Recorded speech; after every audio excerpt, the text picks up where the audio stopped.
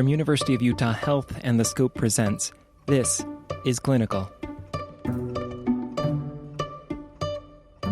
I'm Mitch Sears, producer for The Scope Radio, and you're listening to Episode 3 of Unit on the Brink, a multi-part series that offers a snapshot of one state, one hospital, one medical ICU, and the frontline workers tasked with treating the most severe COVID-19 patients. This is a story told in order. If you haven't listened to Episode 1 or 2 yet, we highly recommend you start there in your podcast app. Don't worry, we'll be here when you get back. For everyone else, this is Part 3 of Unit on the Brink.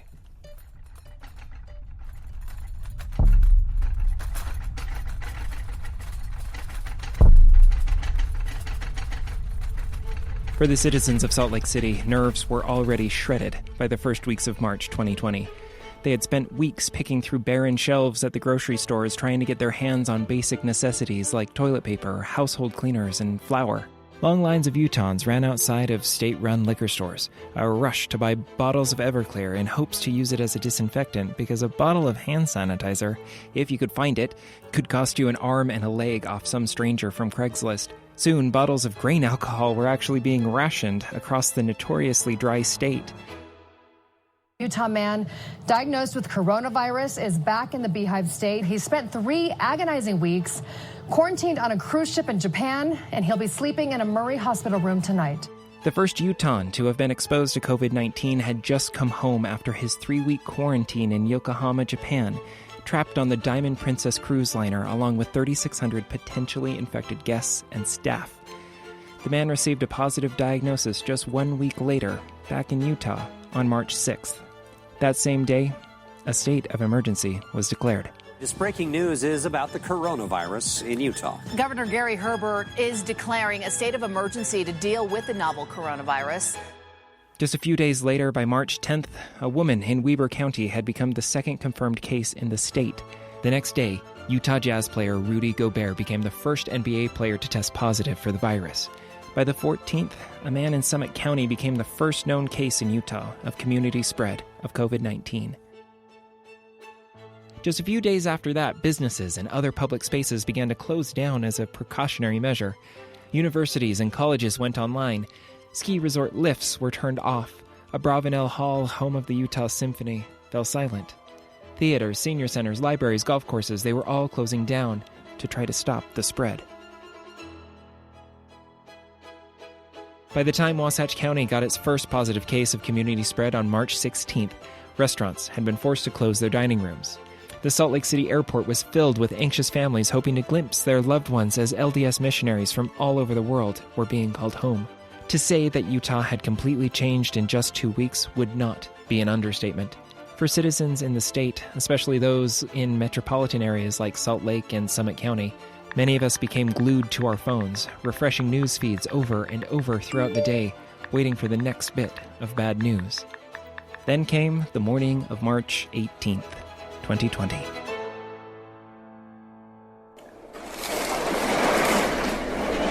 Oh my gosh. Earthquake.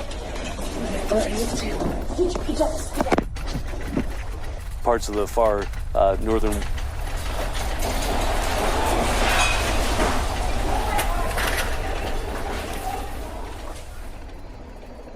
At 7:09 Wednesday morning, a 5.7 magnitude earthquake hit Salt Lake.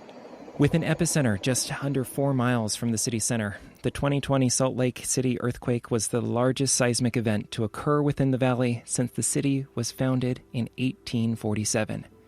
To further pile on, an hour after the first quake, false reports spread like wildfire across social media, warning citizens that a much larger earthquake, the big one, would occur sometime that same day.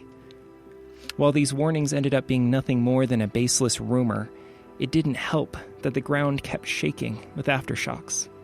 Not for hours, not for days, but for weeks. A total of 591 aftershocks were tracked by the University of Utah by the end of the month. For the medical professionals in our story, they were facing all of this as well. But the cases of COVID-19 positive patients was still rising, and they still had a job to do. One that was proving more and more difficult by the day as the severity of the illness in some patients was only getting worse. Presented by Clinical and written and reported by Stephen Dark, this is Episode 3, Isolation Protocol. By late March, efforts to halt the spread of community infection in Utah had been stepped up significantly. The state had asked residents to voluntarily stay home, and University Hospital had closed its doors to visitors, only allowing in patients and essential staff.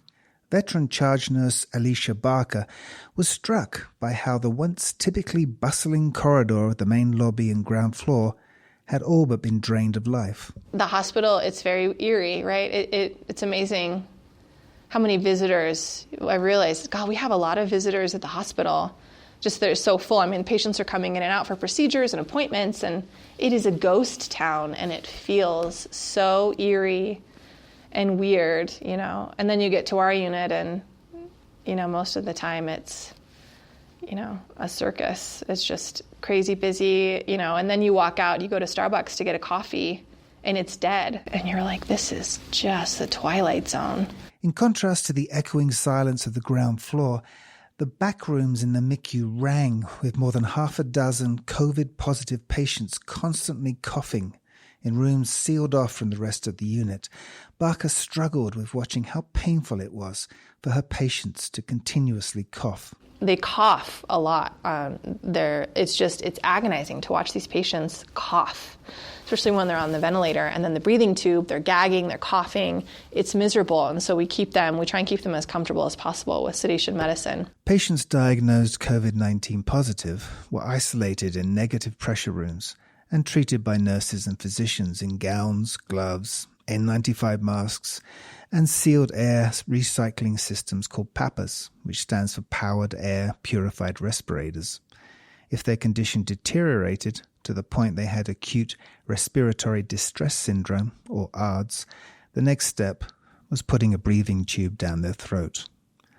ARDS is a life-threatening condition where lungs are starved of oxygen, called hypoxia. The breathing tubes permit ventilators to hammer oxygen down into drowning lungs. The MICU's pulmonary critical care attending, Lynn Keenan, MD, found that compared to her H1N1 patients a decade before, getting oxygen into COVID patients' lungs was a tougher fight. It's interesting that their lungs aren't quite as stiff as someone with, let's say, H1N1 influenza, but they are still profoundly hypoxic. So the ventilator settings can be a bit more challenging. Especially for the patients, Barker says.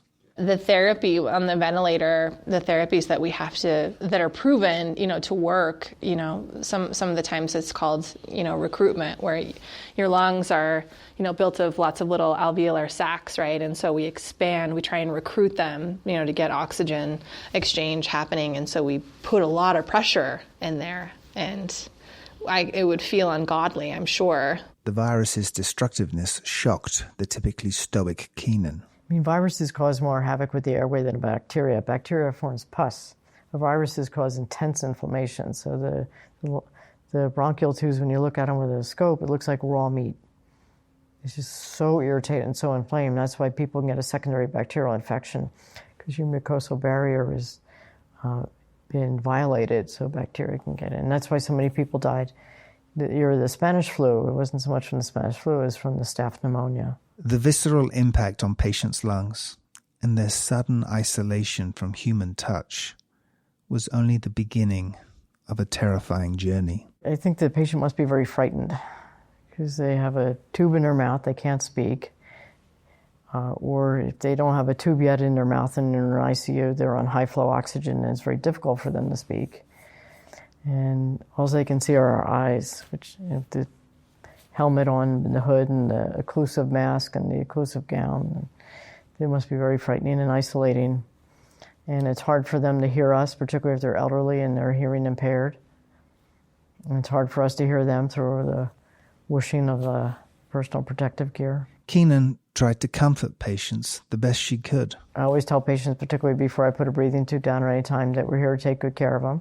And I always tell them what the plan is for the day so that they know, and I tell them how they're doing, if they're doing the same. And I tell them in my world, stability is a great thing. For a few, the sickest of the COVID-positive patients, There can be one more step they face.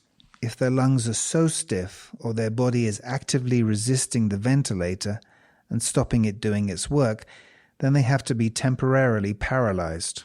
To mentally survive that paralysis, they have to be sedated, MICU nurse Katko explains. When you're on a ventilator with ARDS, typically what we'll do is, put people into a coma by sedating them, as well as often we'll paralyze them, pharmaceutically paralyze them. And whenever you pharmaceutically paralyze a patient, you also heavily sedate them because, as you can imagine, being paralyzed and being fully aware of it would be terrifying for anyone.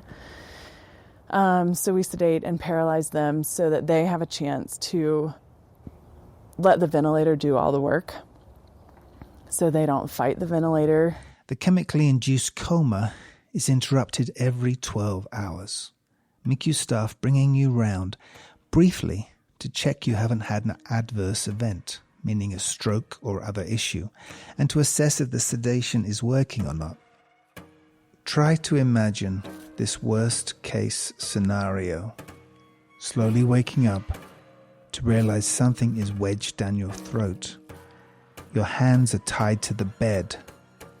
And because the sedation initially wipes your memory, this is the first you know about it.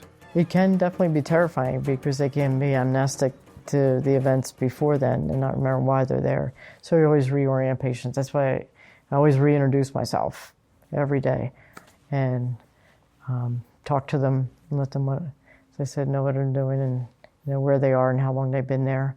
I had one patient in Seattle I took care of. She was on the ventilator a month, and I would just talk to her every day. And then when I saw her in the office a couple of months later, she said, "You never finished that story about your brother's visit." So she heard everything I was saying. COVID-19's irritation of the walls of the lungs is such that as the body's immune system tries to fight it, the lungs swell and become increasingly inflamed, then filling with fluid. It made it extremely difficult to get oxygen into even people who've been healthy their whole lives, such as one young man, Katko recalls, who fought so hard to breathe. So no matter how hard we tried to oxygenate him, he still had low oxygen saturation in his blood. That called for extreme measures. We usually only keep people paralyzed for a couple days. And a lot of times when they're paralyzed, we'll turn them over onto their stomach, which is called proning, so that we can try to recruit that other side of their lungs and give them another chance to oxygenate better. So yeah, these are kind of like the extreme measures that you do for people in ARDS who just aren't getting better when they're in your typical sedated state, supine on a ventilator. MICU staff worried about their daily exposure to COVID. In Ko's case, both she and her partner Jeremy are frontline healthcare workers.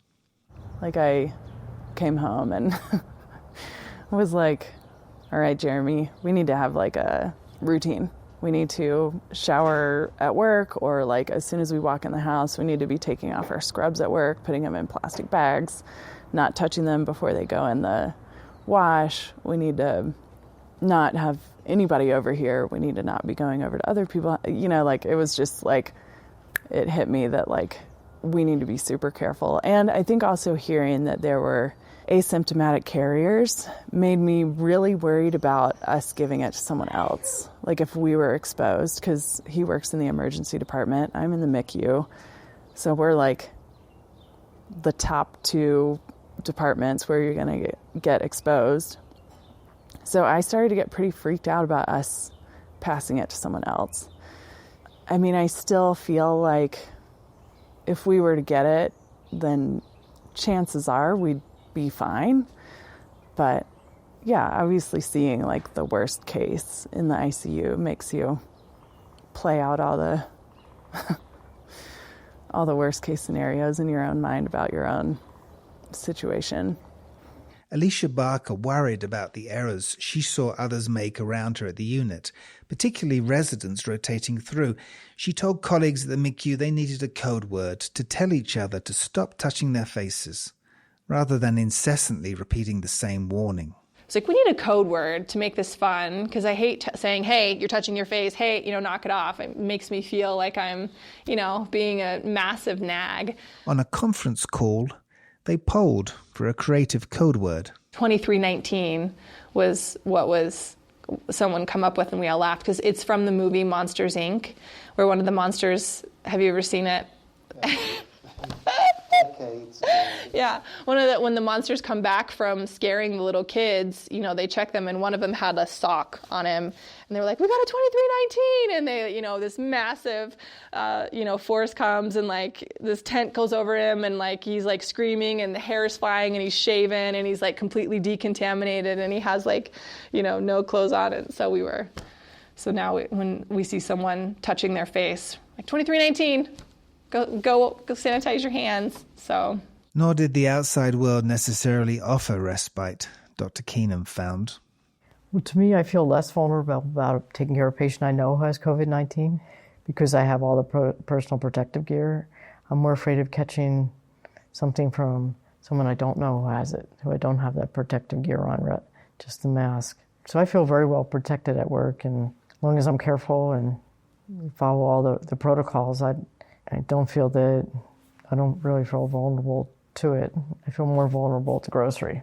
While the personal protective equipment, or PPE, provided a sense of security against the virus, it also imposed painful limitations on the public service role that defines nursing, the very reason Ko abandoned her love of mountain climbing to pursue her calling. The MICU permits one visitor for a dying patient, who remains on a ventilator to not potentially release COVID-19 into the air. The patient is placed on comfort care with medication to ease their passing, but for a nurse seeking to comfort a grief-stricken relative, PPE erected a barrier they could not easily overcome. One of the hardest things for me, in the last few weeks, was having a patient that transitioned to comfort care, and family was allowed to come and say goodbye to this COVID positive patient, and I couldn't touch them. I couldn't touch the family members. I couldn't give them a hug in the room because I have this, astronaut helmet on, and it just felt so inhuman, to be in a room with a grieving family member and have this astronaut helmet blowing air in my ear so I can hardly understand what they're saying while they're telling me very sweet stories about their family member who's passing away in front of us, and just feeling a little bit like a robot because that's what you have to do in a COVID positive room. She finds herself trapped in a plastic gowned bubble, all her feelings and yearnings to connect emotionally with traumatized human beings drowned out by the endless hissing of mechanical measures necessary to protect herself and the very people she so wants to reach out to. Normally I would hug, a spouse who's crying, or a son or daughter who's crying, and or at least reach out and touch their shoulder, or it's just so bizarre to not be able to do that. Caring for distressed relatives and friends of patients is a fundamental part of a healthcare worker's role. After all, severe illness is emotionally crushing, not only for patients, but the people waiting at home for news, good news, any news about their loved one. In all these cases, nurses offer what comfort they can. In 2009, during the H1N1 pandemic, Dr. Keenan, then a physician at University of Washington Medical Center Northwest, treated 26-year-old Jawed Hadid, member of a band called Eclectic Approach. Hadid had been given a 10% chance to survive the virus and was on a ventilator in a medically induced coma, just like so many thousands of patients across the world in 2020. His fellow band members recorded a song, The Waiting Room, inspired by their many hours of waiting for news about his condition just down the hallway from his hospital room. Once he left the ICU and recovered completely from the virus, he went on to finish Eclectic Approach's debut album, perform with his band on Jimmy Kimmel, and invite Keenan to his wedding. I close my eyes, I see your face, so heavy on my heart that you're in this place. So scared, but I know that you'll make it through. We join our hands in prayer and faith, asking the Lord for his healing grace. So scared, but we know that he'll make you new. We'll be waiting for you in the waiting room, sending our love through the door so you'll make it through. We'll be waiting for you in the waiting room, sending our love through the door so you'll make it through. MICU healthcare assistant Cornelia Morales understands all too well the need articulated in the song The Waiting Room to support a loved one, a close friend battling for their life in an ICU. Corn, as his colleagues call him, has been at the MICU for 12 years. In deference to his depth of knowledge and experience caring for extremely sick patients, physicians have been known to call him Dr. Morales. What also stands out about him, Alicia Barker says, is something subtle, something you have to watch for carefully. Yes. Morales? Yeah, Cornelio is good. He's been there a long time. He's a character. He's funny and he's very smart, and I just love his humor. And he's very like behind the scenes charismatic. I watch him doing a lot of really thoughtful and caring things for patients, but very below the radar. And it's really, it's fun to see. Like it brightens my day to watch him. Every time I work with him, he's doing something little that's very meaningful. Morales grew up in Oaxaca de Juarez in southwest Mexico, a colonial capital city famous for its churches. I came from a family of 7.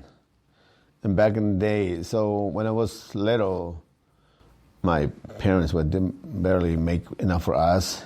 His parents sent him at age 12 to a school run by priests. After 3 years, he moved in with relatives, his father paying them a few dollars a month for food. He then went to live with his brother. When Morales finished junior high school, his brother suggested he consider nursing. I wasn't sure what I wanted to do. But then when I stayed at my brother's house in Oaxaca, they told me about this nursing school. They can offer you a job. It's easy to find. And it was true. Nursing is one of there's always a place to work. And then you can work in a hospital, you can work privately, you can work in a clinic. There's a lot of options. After several years of working in hospitals and clinics in Mexico, Morales decided to join his brother in Los Angeles. He took a CNA course and worked as a nursing assistant in LA for 7 years before moving to Utah and starting at the MICU. He shares the same root passion Barker, Coe, Deal, and Keenan all give voice to, the desire to help people. And at the heart of that passion is someone he loves, his daughter, Kathy. It's through her he sees not only his patients, but also the needs of their families. Kathy was Morales and his wife's second child. She was born with a genetic disease, he says, a chromosome that didn't develop correctly. So she has some limitations, like she doesn't walk, she doesn't eat, she doesn't talk. She's at home, so my wife takes care of my daughter. When I'm off, I take care of my daughter, my wife takes a break, and she needs care 24/7. He was told she wouldn't live long. This is a funny thing. When she was born in LA in 1999, the genetic doctor say, hey, you don't have this disease. And usually kids with this chromosome problem, they have a heart problem, they have a seizure disorder, they don't walk, they don't eat, they don't talk. The physician told him life expectancy, in such cases as Kathy's, was only a year. Back then, Morales' wife didn't understand English very well, and she asked him what the doctor said. They say, oh, she will be fine, don't worry. I never told the doctor only expectant life was 1 year only. And look now, my daughter's 21, still with us. A few years ago, he told his wife about that conversation, and she laughed at how he had kept the bad news from her. Doctors, Morales says, don't always know a patient's fate. And that's not all he's learned in the years of being Kathy's proud father. She's taught him how to see others, how to consider their feelings and their needs. We have a lot of patients at the MICU with Down syndrome, and I see it differently. Because I see the family, like putting myself like their family. Sorry. Yeah, it's hard.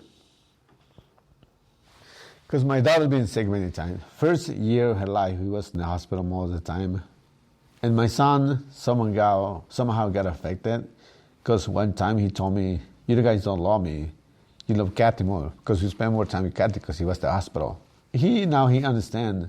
But when he was little, he thought we spend more time with Kathy because we love her more. But no, because she was sick. She was more time in the hospital. When he sees a relative with a patient with a disability in the MICU, his heart goes out to them, and he offers what help he can. For the family, you sometimes have a chance, hey, do you want a drink? Can I get you a soda? Can I get a sandwich? I treat it differently, in that respect. No better care. We always provide better care, but that little thing people don't see because they don't have this problem. They don't have this background. They haven't been in this place, like me, my wife, my kids. Perhaps part of what Barker sees reflected in Morales is how she too brings to work what she's learned from caring for those close to her. Barker married her high school sweetheart after he was medically discharged from the military. His parachute had failed to open properly, and 20 years on, his back injuries still impose physical limitations and chronic pain. Looking after him has made her a better nurse. I think it helps me to pay closer attention to smaller things, where pillows are placed, or because positioning, like when he sleeps, his position is so important, and just to see how, and it also gives me perspective, and patients who are in pain or who are experiencing a lot of pain, and just their coping ability to cope with a lot of other things is very diminished. And I experienced that firsthand with my husband, and so that also gives me perspective and the ability to not take things personally, or to be able to care for someone for a long period of time. 12 hours is a very long period of time when your patient is miserable and in pain and hard to deal with, and so. As nurses and physicians address the medical demands of the virus on their patients' cough-racked bodies, on their concerns for their colleagues and their loved ones, if not themselves, hanging over all this was an even bigger fear, the surge. By mid-April, expectations created by computer models and the experiences of healthcare systems outside Utah meant that hospital administration feared there would be a tidal wave of positive patients, overwhelming exhausted staff, and straining to the point of no return already depleted sources of PPE. This expectation was called the surge and overshadowed everything. And yet, as those first weeks, then months went by, the surge did not come. Directives from state and municipal leaders to stay at home and practice social distancing appeared to be working. Utah's numbers were some of the lowest in the country.